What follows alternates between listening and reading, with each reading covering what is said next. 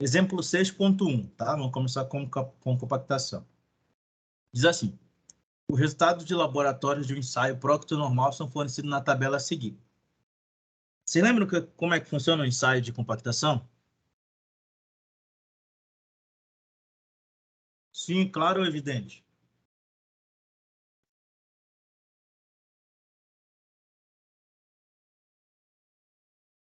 Vai lá, Luiz. Como é que funciona o ensaio de compactação? Muito obrigada, professor. São aqueles dois modelos apresentados no capítulo, né? Como é que é? Aqueles dois modelos que são apresentados no capítulo. Sim. Deixa eu lembrar. Deixa eu achar minhas anotações aqui, peraí. Alguém consegue ajudar o Luiz?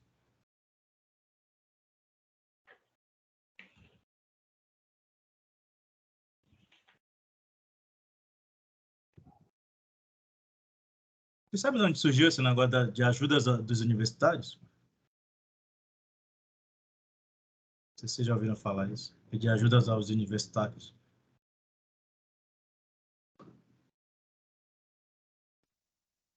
Do show do milhão do Silvio Santos.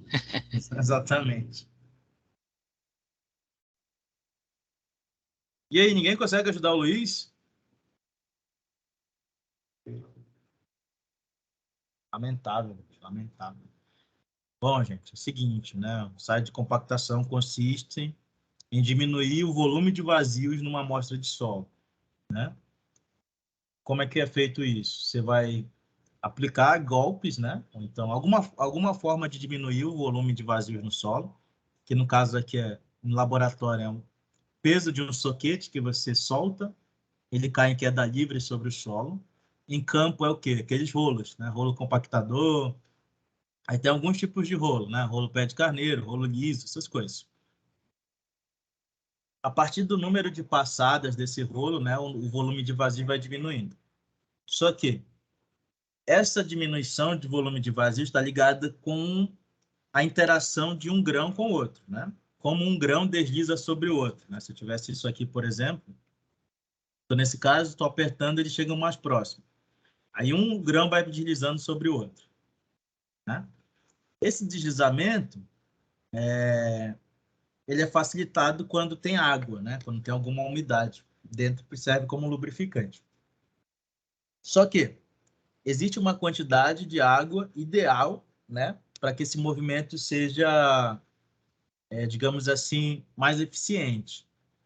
Se você põe pouca água, o volume de vazios tem um valor, né? Tem um valor X. Se você põe se você põe muita água, tem outro valor que pode ser próximo de X, às vezes menor ou maior, né? Só que muita água atrapalha. Então, entre os dois extremos, entre o estado seco e o estado úmido, né, digamos assim, tem um valor ideal. Esse valor ideal, a gente vai chamar de umidade ótima, tá? E essa umidade ótima é determinada a partir de um ensaio, né, um gráfico. Você gera um gráfico com no mínimo 5 pontos aí, onde esse gráfico é construído no eixo X com os valores de umidade que você vai adicionando para compactar o solo e no eixo Y um peso específico, certo? Como é que eu calculo o peso específico? Grosseiramente aí. Lá da física. Como é que a gente calcula peso específico?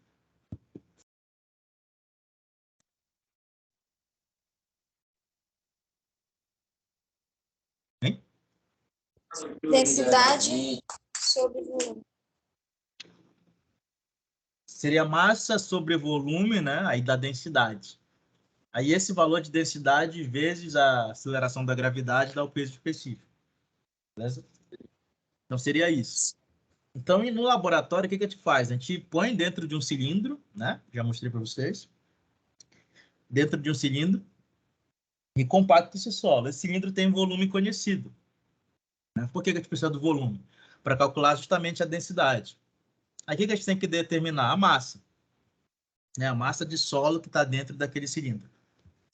essa massa dividida por esse volume vai dar a densidade, multiplicado pela aceleração da gravidade vai dar o peso específico. Então, nesse exercício aqui, ó, o que está sendo fornecido? São esses valores. Diz assim, o resultado de laboratório de um ensaio Proctor normal, que é um ensaio de compactação, né, Proctor, são fornecidos na tabela seguinte.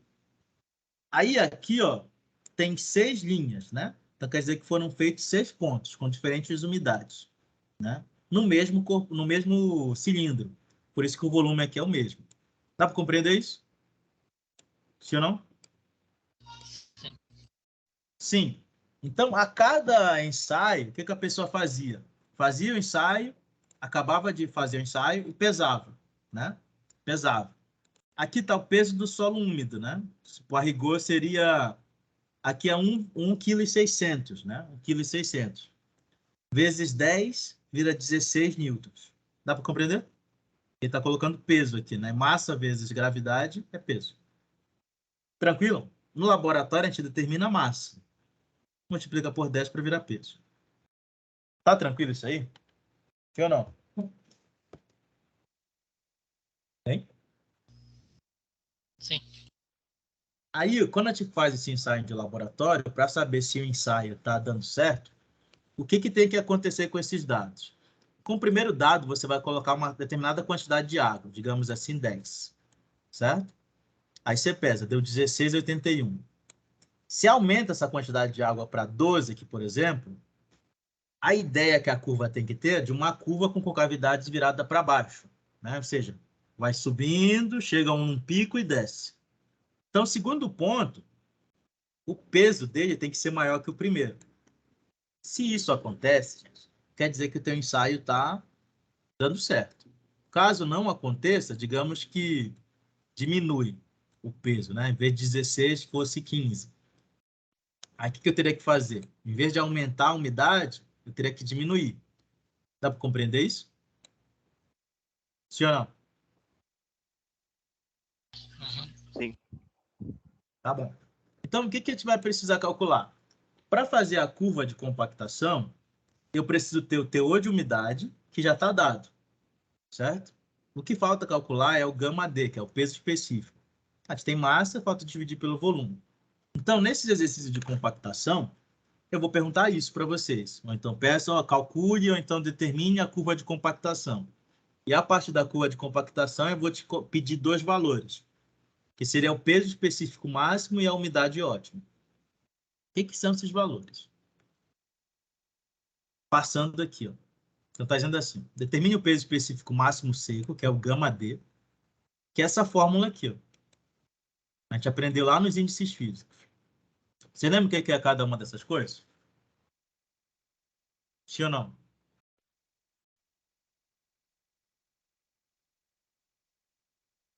Gente, vocês não estão estudando, não.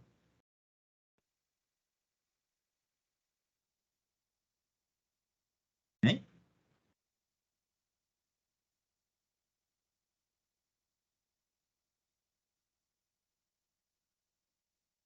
Hein? Vocês estão me ouvindo, não? Então, professor. E não estão estudando, né? Acho que eu vou voltar naquele método que eu tinha falado no início. Fazer prova todo dia. Então, bora lá, gente. Primeira coisa, tem que determinar... Opa, tá grande. Tem que determinar o γd, que é o peso específico aparente seco, certo? Não está seco, mas porque tem uma certa quantidade de água, só que ele parece que está. A gente aprendeu isso lá nos índices físicos na mecânica 1. Mecânica não, geotecnia 1. A fórmula para calcular isso, ó, essa que está bem aqui, ó, é o gama dividido por 1 mais umidade por 100, né? Beleza? Essa umidade está em porcentagem. O gama, a gente já sabe. O gama vai ser o quê? Densidade, é ou não é? Que é massa sobre volume vezes a gravidade.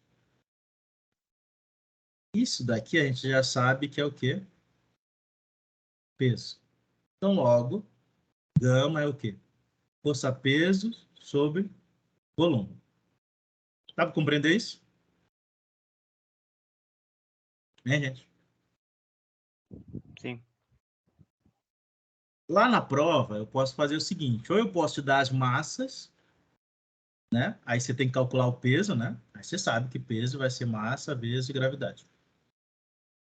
Você calcula isso. Ou eu posso te dar o peso direto. Aqui nessa questão, já deu o peso direto, né? Tá aqui, ó. A segunda coluna. Então, o que eu tenho que fazer? Eu tenho que calcular esses gamas aqui, ó, para cada um dos casos. Então, o que eu quero que você faça? Vamos lá. Gama 1 vai ser o quê? 16,81 dividido por 944. Tem dois problemas aí. Isso aqui está em Newton, certo? Newton. E essa parte aqui, 944, está em centímetro cúbico. A unidade de peso específico é Newton por metro cúbico ou quilonewton por metro cúbico. Tá bom? Então, o que eu tenho que fazer? Eu tenho que converter isso aqui. De Newton para quilonewton. O que eu tenho que fazer? Multiplicar por quanto? Ou dividir, enfim. Para converter de Newton para quilonewton. Vamos lá, já é para tu estar craque nisso aí. Você já fez duas mecânicas. Já fez físicas. Fica por mil? Estudando a foto. Hã? Por mil? O que eu faço? Multiplico ou divido? Multiplica. Tá bom. Então vamos lá. Vamos fazer com um negócio bem aqui. Quanto é 1 quilograma em gramas? Mil. Mil. Ou seja, para vir de quilo para grama, eu tive que multiplicar por 1000, concorda? Não foi isso? Sim ou não? Uhum. É ou não é? Sim. Então, para vir de grama para quilograma, eu tenho que multiplicar também? Divide. Divide. Então, é a mesma coisa aqui, ó. De grama para quilograma, divide por 1000. De newton para quilonewton, divide por 1000. Tá? Dividir por 1000 é a mesma coisa que multiplicar por 10 a menos 3. É a mesma coisa.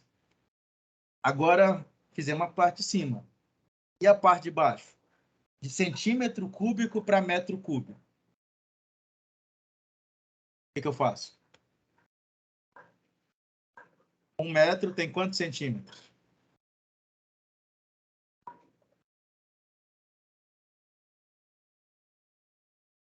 Hein? 100 centímetros. A gente fala com Divide. vontade, tá certo. 100. Né? 100. Então, se eu quero ir de centímetro para metro, eu divido por 100, né? Concorda? É ou não é? Uhum. Isso. Dividir por 100 é o mesmo que multiplicar por 10 a menos 2. 10 a menos 2. Só que isso aqui é centímetro cúbico. Então, eu tenho que elevar isso ao cubo. Então, quer dizer que para converter de centímetro cúbico para metro ao cubo, você multiplica por 10 a menos 6. 3 vezes menos 2. Dá para compreender? Sim ou não? Sim. Ok. Metro cúbico. Ou seja, para converter gama 1, né? Ponto 1, seria 16,81, né? Nessas condições que eu estou dando aqui agora. Dividido por 9,44. Beleza? Aí, ó, o que eu teria que fazer? Sinais, conserva a base, né? Sim ou não? Esse 10 vai ficar em cima ou embaixo? Vou fazer aqui devagar, tá? Só para dar essa colher de chá para vocês aí, que vocês não estão estudando. Próxima aula que a gente chegar aí afiado nas coisas vai ter consequências. Quais são as consequências? Prova. Você concorda que 10 a sexta é a mesma coisa que 10 a menos 3 vezes 10 a menos 3? Sim ou não?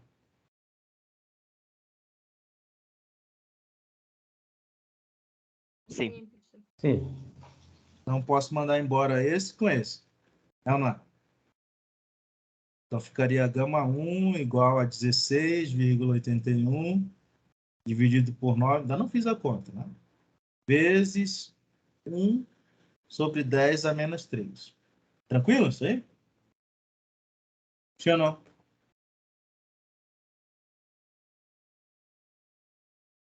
Aí, ó.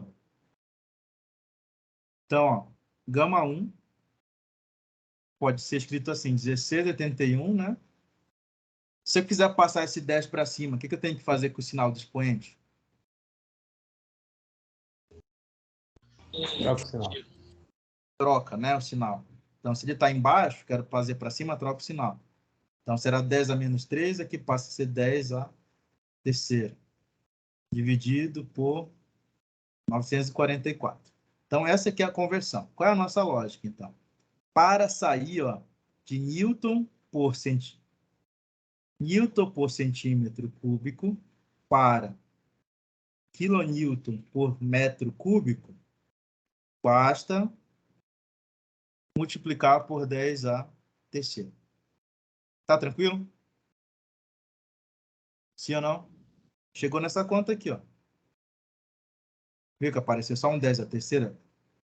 A única diferença aí? Dá para compreender isso? Uhum. Sim ou não? Sim. Vocês estão com dificuldade hoje de falar, hein? O que foi? Vocês tendo provas hoje?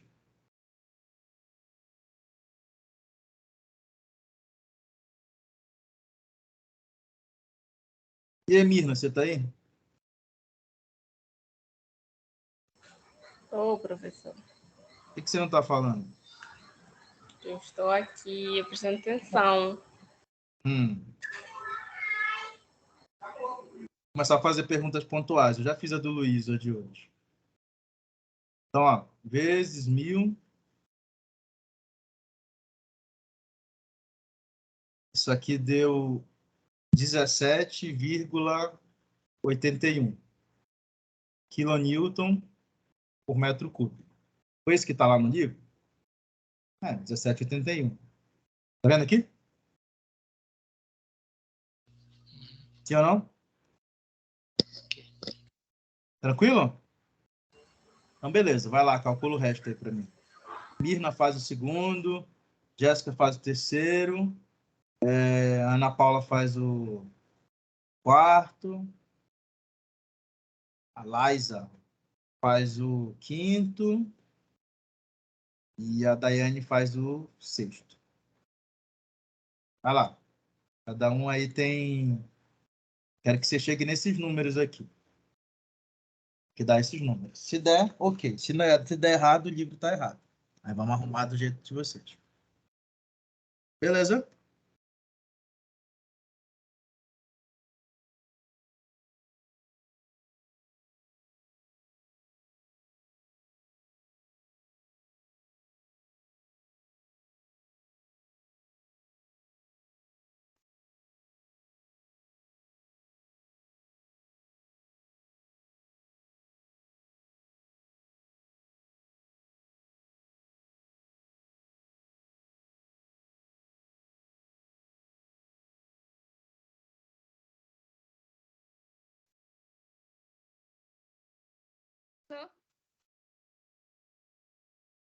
Professor?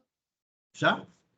Não, é que o senhor colocou a calculadora bem na frente, eu não tô vendo os números. Ah, tá. Desculpa, doutora. Pronto.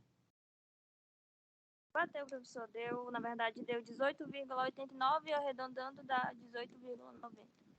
Tá perfeito, doutora. Muito obrigado. E os outros aí, conseguiram?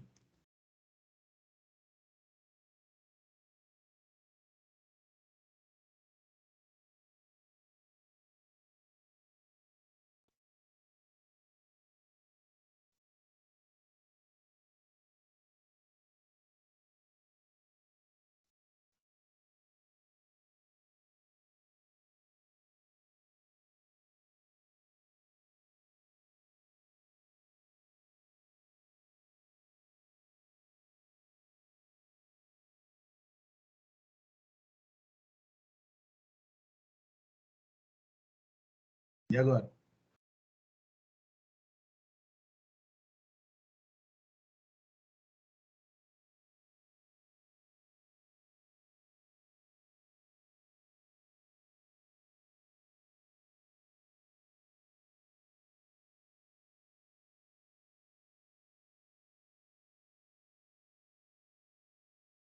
Eu Já, gente? falei, aí tem que arredondar, né?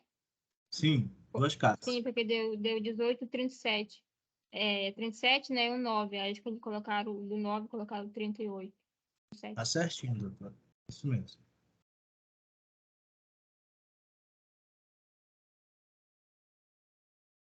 Todo mundo aí conseguiu?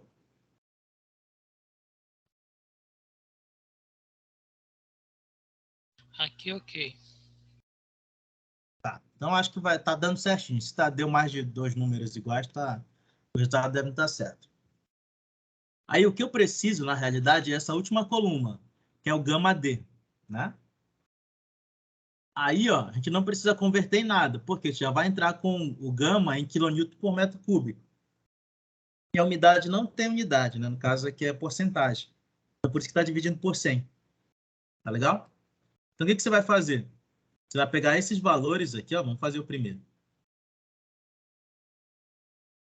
fazer aqui em cima, tá? Para não perder. Gama D vai ser gama dividido por 1 mais umidade por 100. Né? Se for gama D1, vai ser 16,81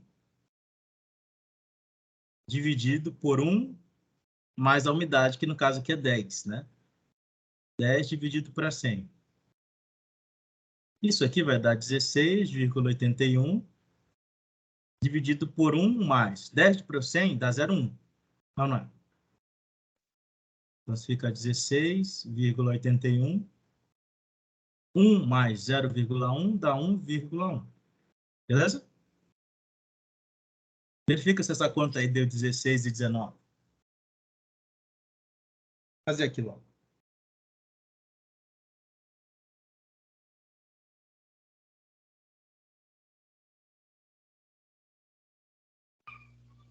Quinze ponto 28.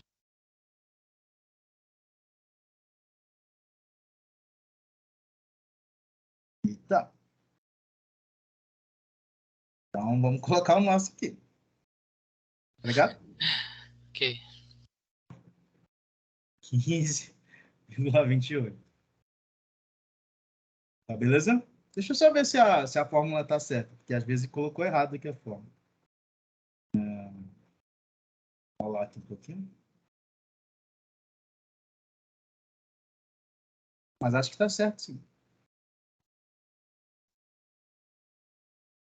Tá, mesma fórmula aqui.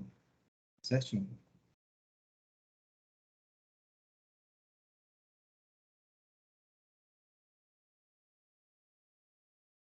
Então, já sabe, tem que refazer toda a conta aí. Deixa eu ver se colocou certo aqui, ó. Não, ficou errado.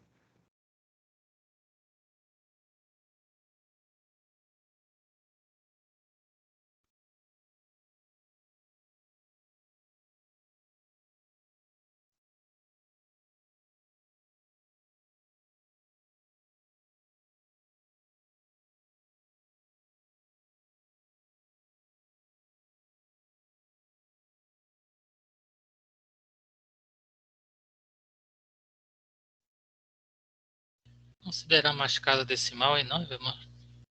Oi? Considerar mais casa decimal sem arredondar, não? Não, mas daria no mesmo. Ah, não, eu fiz errado aqui. Eu fiz uma coisa errada. Escrevi 16,81, é 17, né? Ah, Lamentável. Aí dá 16,19, como deu aqui.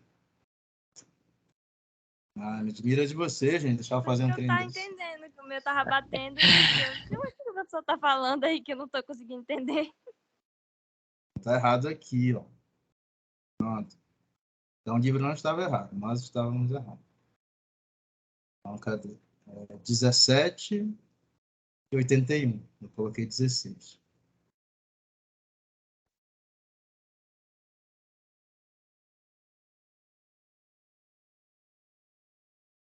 Vai dar 16 na 19 kN por metro cúbico.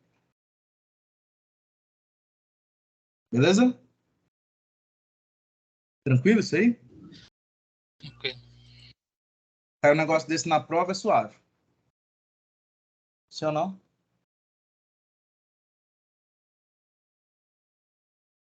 É suave?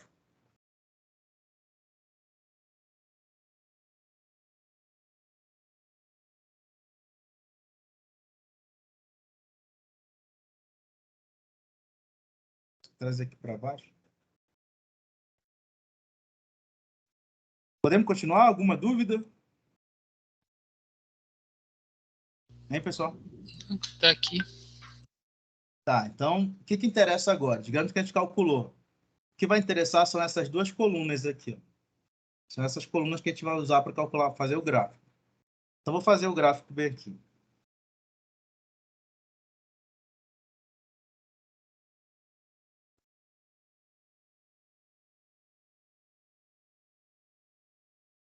Então, ó, o gráfico ele começa com 10, tá vendo? Você não precisa começar do zero, se quiser. Então, eu vou dividir aqui em espaços iguais. Vou dividir aqui na metade da metade, metade da metade da metade. Tá? Então, vamos ver aqui. Ó. 1, 2, 3, 4, 5, 6, 7. Então, ó, a umidade está crescendo aqui, ó, 12, 14, 16, 18 e 20. Então, vou dizer que cada um desses aqui, ó, vale isso, tá? Então, 10, 12, 14, 16, 18 e 20. Tá bom?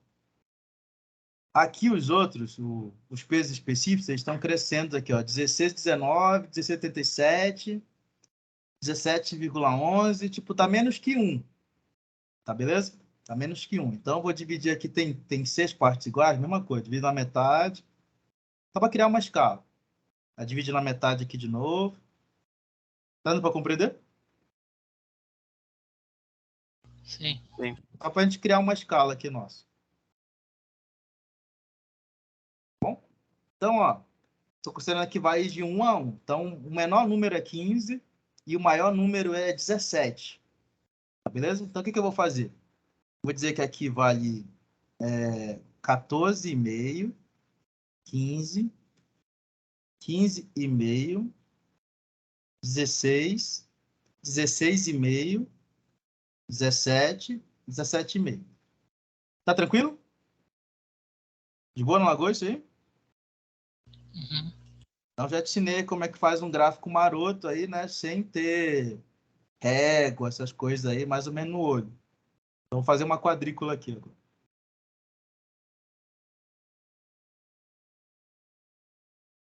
Cara, que tu vai fazer melhor, porque tu vai fazer no caderno, que é mais fácil do que nessa mesa aqui.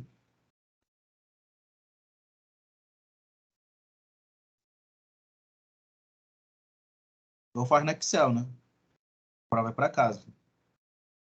Pode fazer no Excel.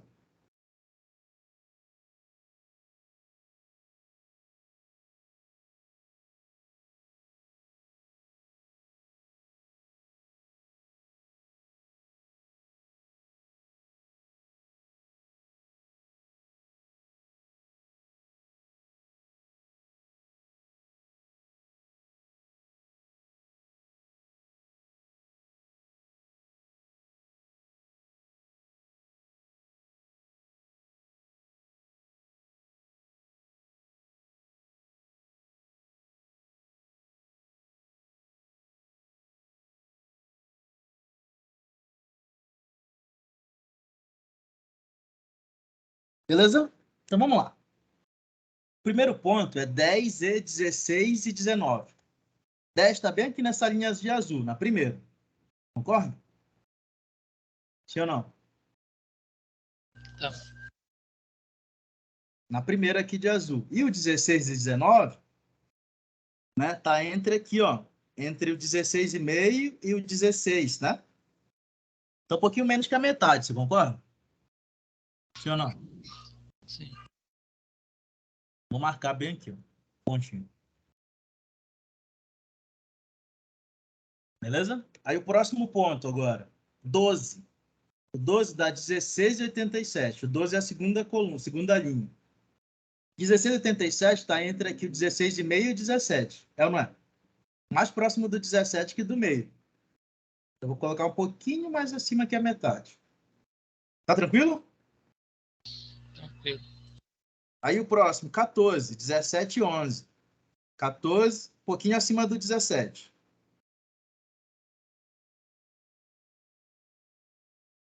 Aí o próximo, 16, 16,74. O 16,74, né? Ele está um pouquinho abaixo desse ponto aqui, ó. Vou colocar um pouquinho abaixo, só. Tá tranquilo? Ah, faltou o 16. Não, eu coloquei. 16,74.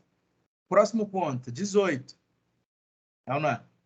Tá dando 16,2. Vou marcar aqui em cima do 16, só para a gente ter uma noção aqui. Tranquilo isso aí, gente? Sim ou não? Tá sim. Aí o próximo aqui é 20, dá 15,32. Então, 15,32 está por aqui, ó. Um pouquinho acima. De boa? Todo mundo conseguiria construir esse gráfico aí? Na mão?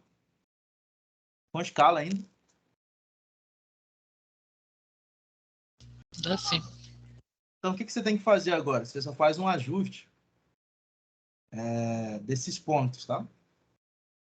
Tem gente que faz o seguinte, ó. Passa uma reta e passa uma reta. Aí isso aqui você faz um arredondamentozinho, assim, digamos assim, tá? Mas eu não vou fazer isso, que ia ficar muito feio aqui para nós. Caso você queira fazer. Vamos só tentar fazer uma concordância aí. De preferência, quando for construir esse gráfico, sempre faça ele no Excel, tá? Para fazer o melhor ajuste.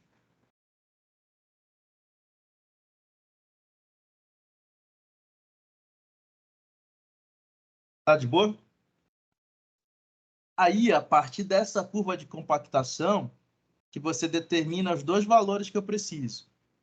O gama D máximo e a umidade ótima. Tá? São esses dois valores. Eles saem desse gráfico. O gama D máximo é o maior valor da curva. Por essa nossa curva aqui, o pico está bem próximo desse 17, uns trocadinhos aqui, ó, 17,11.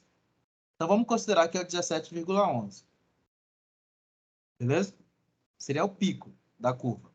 Se a curva ficasse assim, ó, gente, vou fazer só aqui, só exagerando. Digamos que ficasse assim. Ficou em cima da curva, pega o que está em cima do ponto. Não tem problema. É onde toca a curva. Dá para compreender? Hein? Sim, dá sim. Tá, sempre o pico da curva. Sim, professor. E a umidade que corresponde a esse pico aqui, ó. Então, essa umidade ela é um pouquinho maior que 14. Digamos que seja 14,1%. Então, são esses os valores ideais para esse solo. Cada solo vai ter o seu. Dá para compreender? Então, seriam esses valores que você teria que levar lá para o campo para fazer a compactação de uma estrada, de uma barragem, enfim. Seriam esses dois valores. Dá para compreender? Hein? Sim. Aí, ó, o que acontece? Essa região aqui, ó, a gente vai chamar de ramo seco. E essa outra, ramo úmido. Tá bom? Ramo úmido. Região da curva de compactação. Tá? O que eu quero que vocês pesquisem? Qual é a diferença da estrutura do solo no ramo seco e no ramo úmido? Tem uma diferença. Tá? A estrutura do solo. Tá, beleza? Que vai que cai isso lá, vai que é a primeira questão teórica. Professor, Qual é a mas diferença da estrutura do solo no ramo seco e para o ramo úmido? a curva ela pode ser invertida também, né? Assim? No caso do teor de umidade ser E vai diminuindo, né? Não, Ali, sempre a ali, curva tem esse formato aqui. não, eu tenho ali um solo, aí eu tenho teor de umidade 10, 12, 14, 16, 18, 20. Ah, Só que aí o teor, ele começa com 10, mas ele vai diminuindo lá os valores. não Aí a tem como. curva não tem como. Não, sempre vai ser assim. Ah, Sempre tem um ponto ideal. Por isso que tem a umidade ótima. Qual é a umidade na qual eu tenho o peso específico máximo? Se eu ponho pouca água, isso aqui fica baixo, ó, que seriam esses primeiros pontos. Se eu ponho muita água, também fica baixo, porque a água ela pesa menos que o solo, mas ela ocupa o mesmo volume. Entendeu? Então, nesse ponto aqui de máximo, eu tenho a máxima quantidade de solo que cabe naquele volume. Grãos, que eu falo. Entendeu? Aqui o que está ocupando espaço é o ar. Aqui o que está ocupando é a água. Nesse ponto aqui, o que está ocupando mais espaço é o solo. Então, sempre a curva de compactação é assim. Tá aqui no livro também. Já viu isso?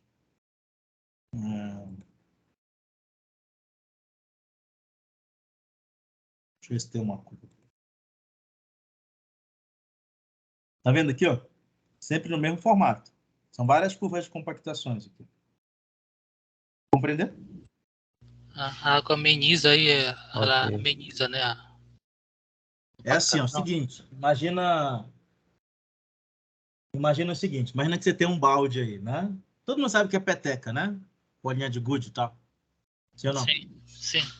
Aí tem aquelas petecas maiores e tem as menores, né? Tipo assim, não sei como é que chama aí em Santarém, mas na Belém chama olho de gato, mas pequenininhas. Que tem um negocinho colorido dentro. Ah, Colombiano. tem essas aí também. Aí tem as petecas maiores e as petecas menores. Imagina um balde daquele de tinta, né? Então de manteiga, de 20 litros. Você concorda se você colocar várias petecas daquelas grandes, eu vou ter um número específico de petecas. Se eu não encho de água. Encho de água ali. Encho os vazios. Então os vazios entre as petecas são cheios de água. Consegue compreender isso? Consegue imaginar? Sim. Sim, Então tem um volume de água lá que eu não sei. Concorda? Tem um volume é ocupado pelas petecas e um outro volume é ocupado por água. Sim ou não? Concorda ou não? Sim. sim. Agora imagina o mesmo balde. O mesmo balde mesmo. Só que agora eu uso só essas petecas menores aí, as colombianas em fio de gato. Ponho ela a mais. Cheio lá, a mesma quantidade que estava, né? E encho com água. Qual dos baldes vai pesar mais? Vai ter mais peso? Primeiro ou segundo? Eu acho que é o segundo, que estão mais juntos.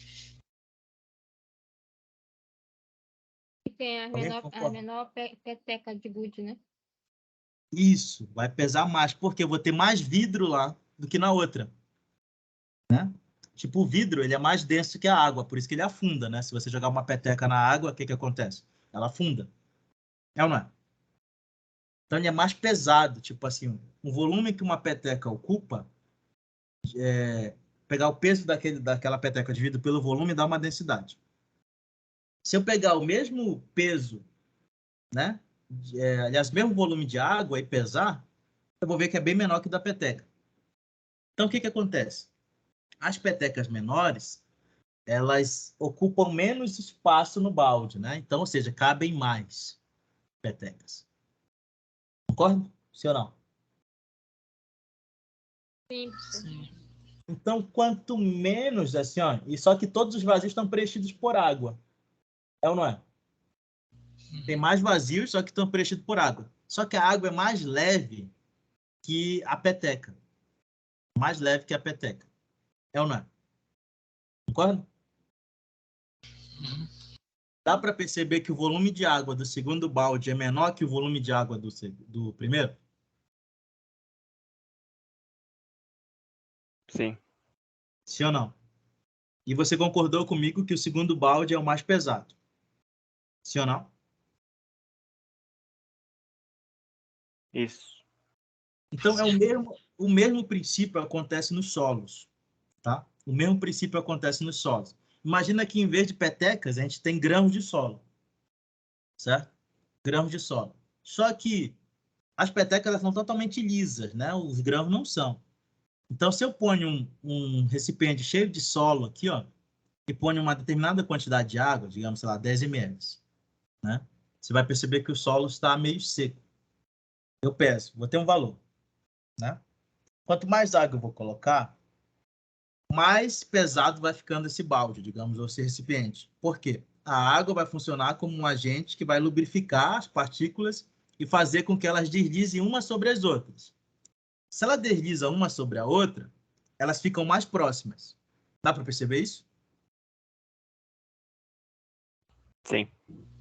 Então, o volume de vazios é menor. Então, o espaço que eu tenho para a água ocupar ali é menor. Só que quando eu ponho uma quantidade de água, vou adicionando, o que vai mudando? Antes, os vazios estão preenchidos por ar. É ar que tem lá. Esse ar vai sendo ocupado por... Esse ar vai sendo ocupado por água. Concorda? O volume de ar vai sendo ocupado por água. Sim ou não? Sim. Então, se esse volume é ocupado por água, o que acontece? Eu poderia colocar um grão de solo ali naquele local, né? Só que eu não posso porque a água está ocupando aquilo. Se a água está ocupando aquele espaço, você concorda que ela pega um volume que poderia ser de solo? Deixa eu fazer aqui um desenho. Está muito difícil de fazer uns grãozinhos aqui. Eu acho que eu fiz esse desenho.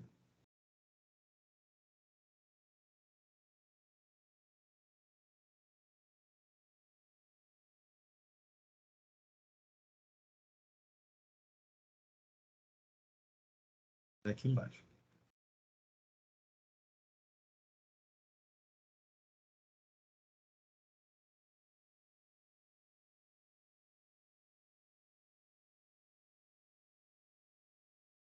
Então, vamos analisar esse seguinte exemplo, tá? São grãozinhos de solos.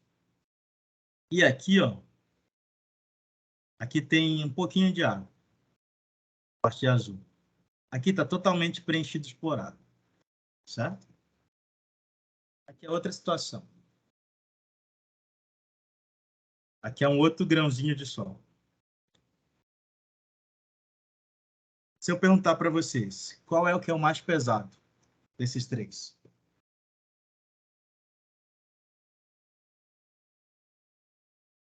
É o 3. Por quê? O volume de vazios aqui ó, é menor do que esse. É ou não é? Volume de vazio 3, volume de vazio 2, volume de vazio 1. Qual o volume de vazios 1 é maior que o volume de vazios 2, né? No caso aqui eles são iguais, digamos assim, sabe? Que é tanto ar, água e vazio. Que é maior do que volume de vazio 3. Beleza? Sim ou não? Sim. Dá para perceber isso? É isso que acontece no solo compactado. Tipo, a água serve como agente lubrificante e essas partículas de solo passam a ocupar os volumes de vazios, diminuindo cada vez mais esse volume de vazios. Só que tem uma hora que essa água passa a ocupar o volume e não deixa o solo entrar. Certo?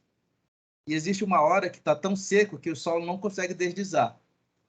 Então, é isso que está acontecendo aqui. Ó. O primeiro estágio, esse primeiro estágio aqui é o que ocorre no ramo úmido, no ramo seco aqui da curva. Dá para perceber isso? Essa região aqui, ó. É isso que está acontecendo. Tipo, tem pouca água e os grãos não conseguem deslizar uns sobre os outros, por causa do atrito. Beleza? No segundo, eu vou adicionando água de modo que os grãos conseguem deslizar, né, nesse ponto aqui, um sobre o outro, e eu consigo ter um volume de vazios menor. Ou seja, os poros que antes estariam preenchidos por ar ou água, agora passam a estar preenchidos por solo. Então é por isso que essa curva aqui aumenta. Tem um pico. Certo? Tem um pico. Nessa segunda parte aqui, ó, chega uma certa região que não adianta eu colocar mais água aqui, que eu não consigo mais mudar o volume de solos. Ele não consegue ir de um lado para o outro. Porque a água atrapalha, a água ocupa o espaço. Se a água ocupa o espaço, aquele volume vai pesar menos. Então, se ele pesa menos, esse valor dessa curva diminui também, mesmo aumentando a umidade. Dá para compreender isso? Sim ou não? Deu sim. Beleza? Então, é por isso que a curva de compactação sempre tem esse jeitão aqui. Nunca vai ser assim, nunca vai ser assim, sempre tem que ser essa forma. Tem que começar de baixo, sobe e desce. Pode ser assim, professor? Pode. Pode ser assim? Pode. Mas sempre tem que ter um ponto mais alto que os outros. Tá entendido?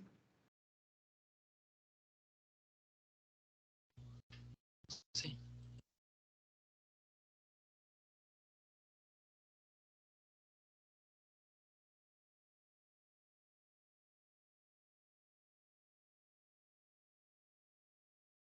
Beleza? Beleza. Tá, então vamos lá fazer outro exercício. Vou fazer agora de percolação.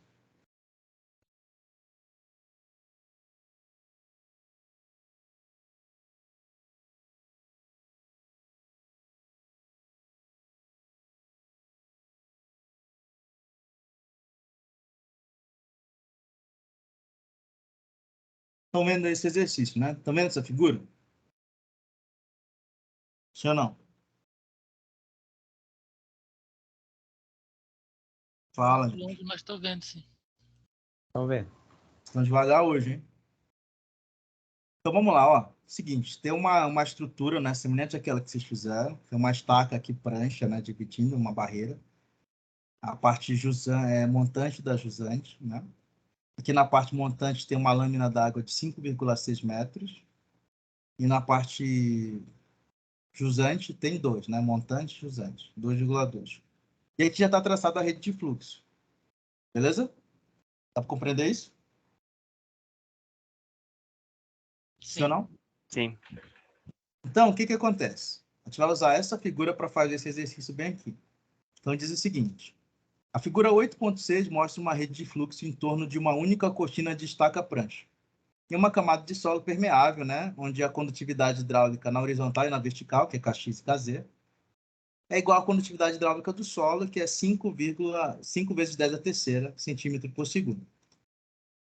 Determine a altura, né? Acima da superfície de solo, a água, a que altura acima da superfície de solo a água se elevará se os piezômetros forem posicionados no ponto A e no ponto B. Então, veja. O ponto A está bem aqui. Tranquilo? Dá para ver? Sim, professor. Só colocar para cá.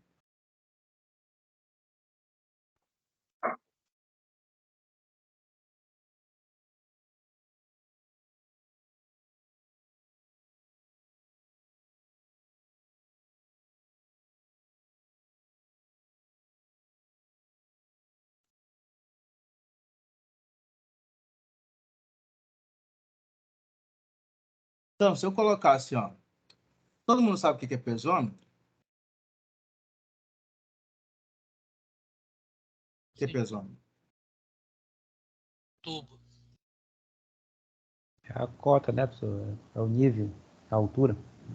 Pesômetro é um tubo, né? Para medir o nível d'água lá naquele ponto.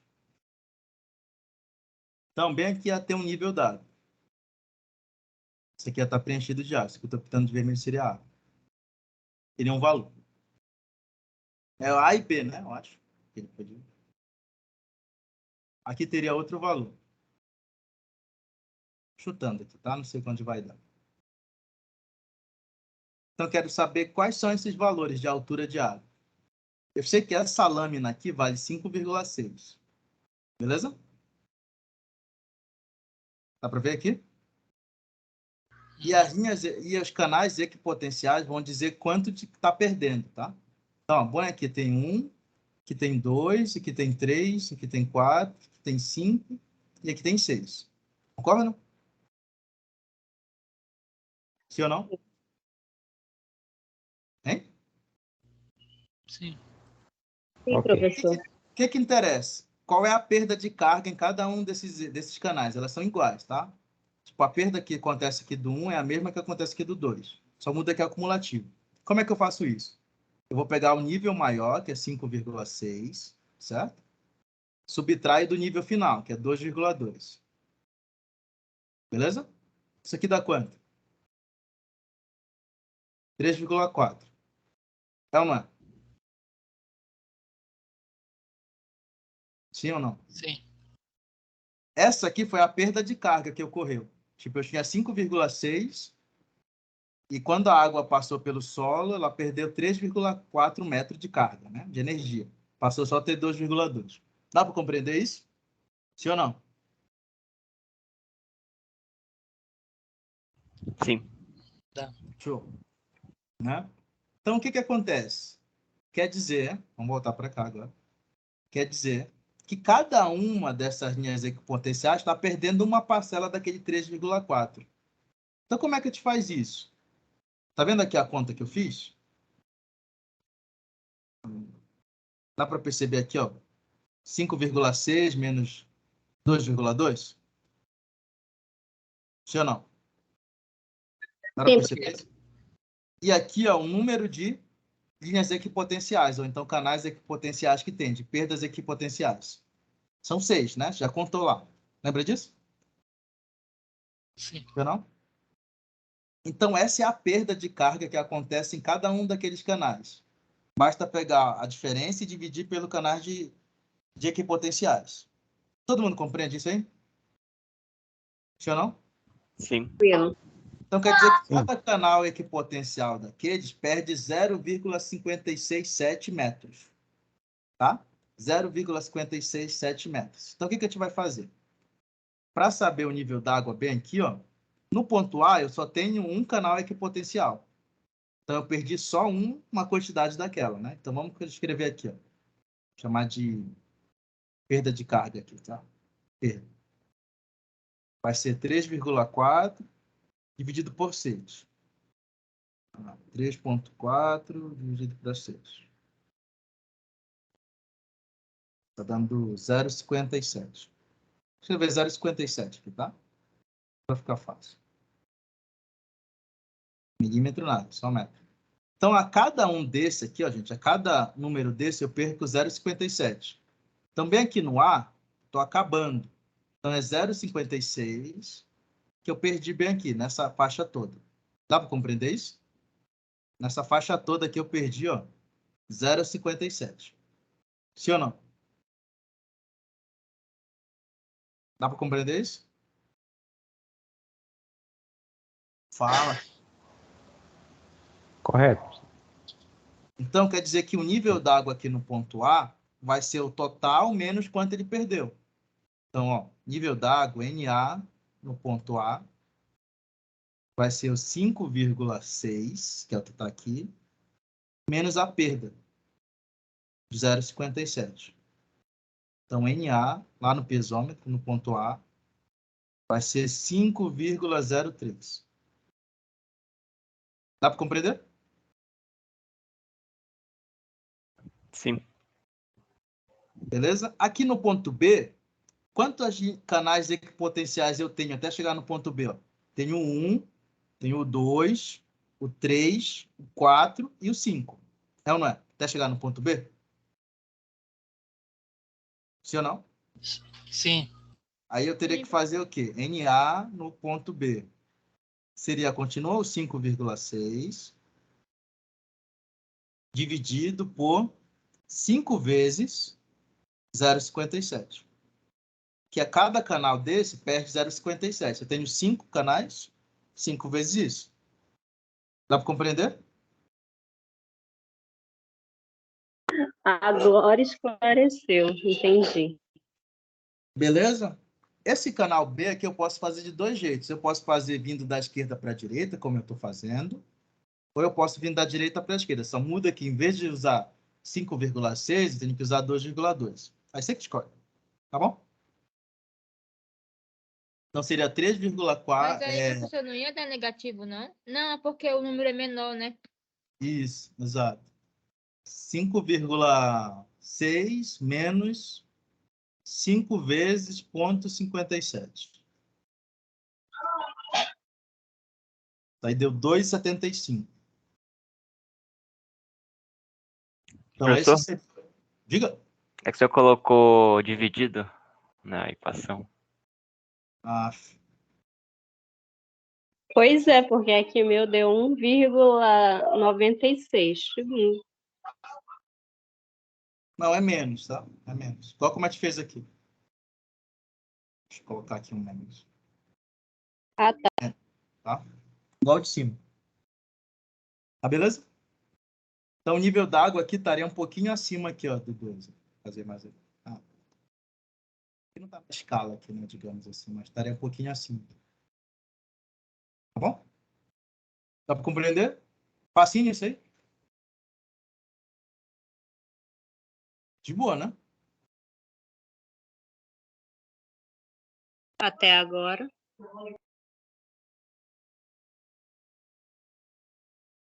Mas é só isso. O difícil é só fazer a rede de fluxo. Aí vamos continuar lá no exercício.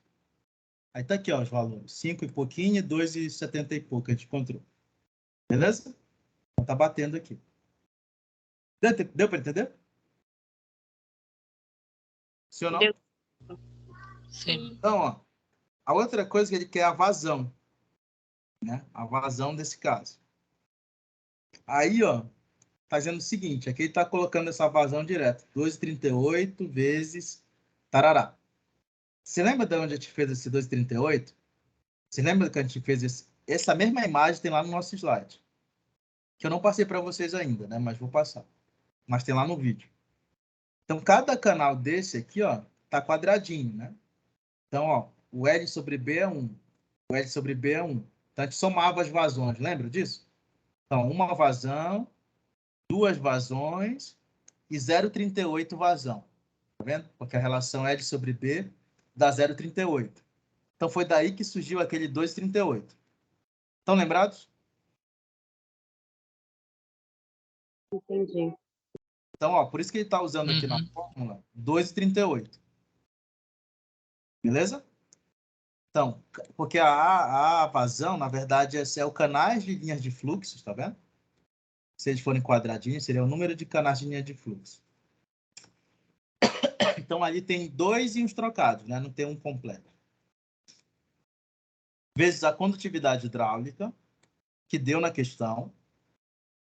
A diferença de carga, né? Do montante para o jusante, dividido pelo número de canais equipotenciais, o número de perdas equipotenciais. A gente já contou lá que são 6. Lembra? Sim ou não? Sim, professor. 1, 2, 3 e tá. 6. A diferença de nível, né, do montante para o jusante era 5,6 menos 2,2. Lembra disso? A gente fez lá que deu 3,4. Lembram? Sim. E a condutividade hidráulica ele deu na questão. Só que ele deu lá em centímetros por segundo. Aqui você tem que converter para metro. Então estava 5 vezes 10 a menos 3, né? Centímetro por segundo. Em metro, basta dividir por 100. Aí vai ficar 10 a menos 5, né? Dividir por 100 é o mesmo que multiplicar por 10 a menos 2. Então vira 10 a menos 5. Dá para compreender isso? Sim. Aí, ó, fazendo essas contas, essa conta vai dar esse número bem aqui só. Só esse número que eu marquei. 6,78, 10 a menos 5 metro cúbico por segundo. Só que, igual como vocês fizeram na caixa de vocês viram que vocês colocaram uma fatia, né? Lá no grupo da Jéssica, aquela fatia tinha 20 centímetros de espessura, eu acho. É ou não é? Sim ou não? Lembra disso? Hein? Consegue compreender a largura Sim. lá do canal de vocês, né? A largura. Sim, sim. Então, aqui no nosso caso, nessas contas, a gente considera que é um canal que tenha 1 metro.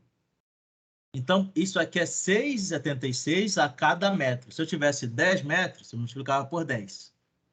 Entendeu? Por isso que aparece esse metro bem aqui. Então, é como se fosse um canal daquele que vocês estão usando com uma largura de 1 metro.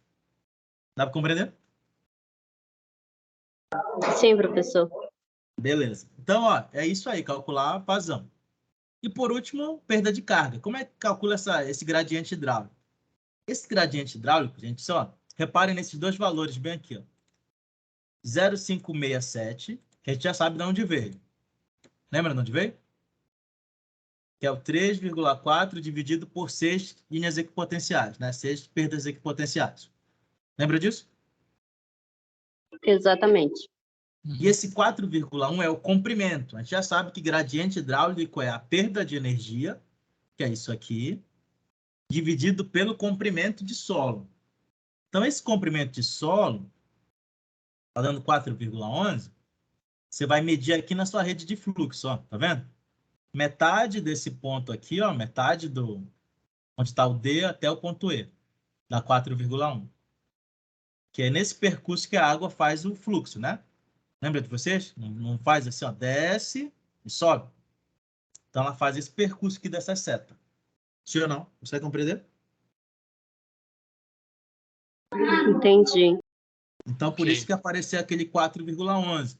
Então, você tem que desenhar a sua rede de fluxo na escala, certinho, para você poder medir aqui. Ó. Beleza? Dá para compreender? Ok. Então, é isso. De boa?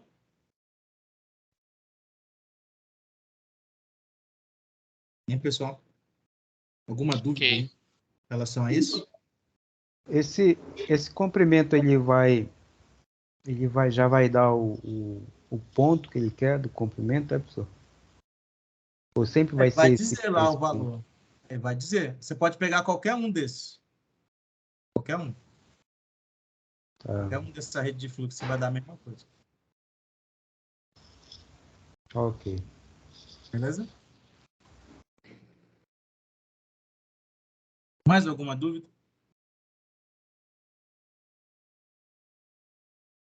E aí, gente?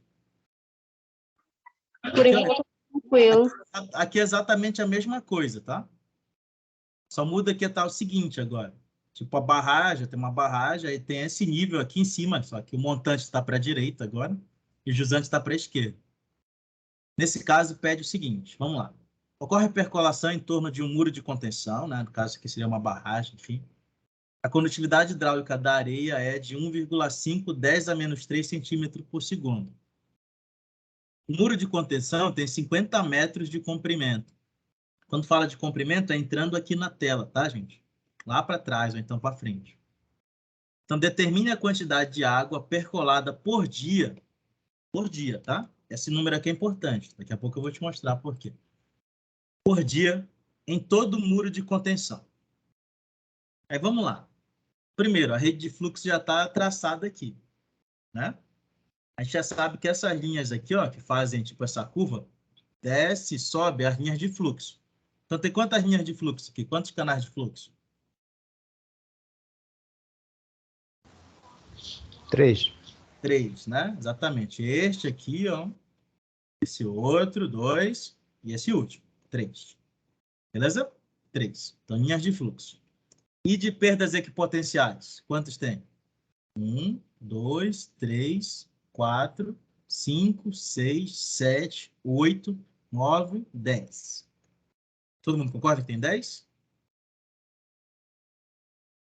Sim ou não? Sim. Sim. Essa rede de fluxo aqui, ó, essas células aqui, ó, esses pedaços, estão próximos de um quadrado. Então, para calcular a vazão, basta dividir o número de linhas de fluxo pelo número de equipotenciais, igual como a gente fez ainda há pouco. Só que no nosso exemplo, não tinha 3 linhas de fluxo, tinha 2,38, porque uma era bem menor que a outra. Aqui nesse caso, como são quadrados, a gente pode contar direto. Então, por isso que não apareceu o 2,38, sim o 3 direto aqui. Ó. Certo? A mesma conta. O K, condutividade hidráulica. Variação de energia, né, que veio da água. Número de fluxo dividido pelo número de equipotenciais. No nosso outro exemplo era 6. Aqui, no caso, é 10. Dá para compreender? Perfeitamente. Então, ó, nesse caso aqui é o seguinte. Tá fazendo exatamente a mesma conta que a gente fez, ó. Tá vendo aqui o metro que ficou, que eu falei? Só que ele quer saber o total agora por dia. Então, o que você vai fazer? Essa vazão está dando metro cúbico por segundo. Se eu multiplicar por 50, vai dar a vazão do muro todo, certo? Dos 50 metros. Isso aqui é o muro todo. Então, só multiplicou por 50 para tirar esse metro aqui. Dá para compreender isso? Sim ou não? Ok. Tá, mas onde que tá esses 50, professor? Tá no dado? Está aqui na questão. O muro de contenção tem 50 metros. Tá, perfeito. Mas vocês sabem como é que está isso aí? Não. Gente, vocês têm que começar a falar as coisas. Só me explica aí como é esse 50. É como se fosse isso aqui, ó.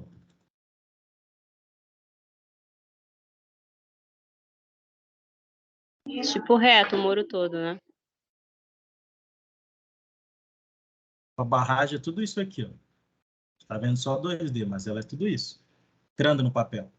Isso aqui vale 50 metros. Isso aqui se repete a cada metro, cada faixinha dessa. Eita. Não sei se eu vou conseguir fazer 50 aqui, mas dá para entender. Dá para compreender? Hein, gente? Sim, sim. Dá sim.